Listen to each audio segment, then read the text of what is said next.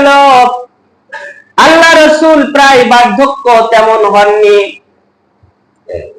তার মাথার চুলও কিন্তু তেমন পাকেনি, দাড়িগুলো কাঁচা ছিল। এমত অবস্থায় এই দুনিয়া থেকে চিরবিদায় নিলেন বিশ্ব নবী জনাবে মুহাম্মদুর রাসূলুল্লাহ সাল্লাল্লাহু আলাইহি ওয়াসাল্লাম।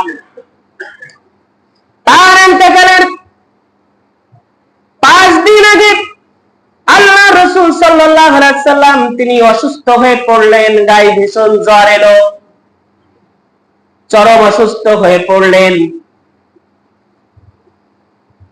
নামাজ ফরজ হওয়ার পর থেকে জীবনের মৃত্যুর একেবারে আগের দিন পর্যন্ত মসজিদে নববীতে ইমামতির দায়িত্ব পালন করেছেন বিশ্বনবী জনাবে মুহাম্মদুর রাসূলুল্লাহ সাল্লাল্লাহু আলাইহি ওয়াসাল্লাম।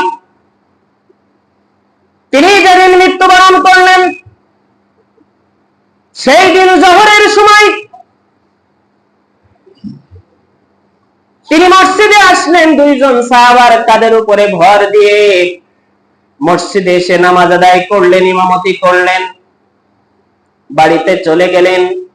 যাওয়ার পরে এশার সময় রাসূল আকরাম সাল্লাল্লাহু আলাইহি ওয়াসাল্লাম তিনি মারাত্মকভাবে অসুস্থ হয়ে পড়লেন, আর হাঁটতে পারছেন না, চলতে পারছেন না, অজ্ঞান হয়ে গেছেন। কোন সময় এটা নির্ণয় তিনি করতে পারছেন না।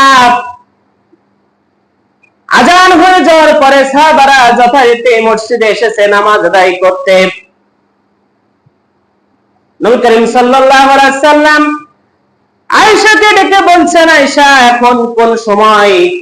আয়েশা রাদিয়াল্লাহু তাআলা আনহা বলছেন, ইয়া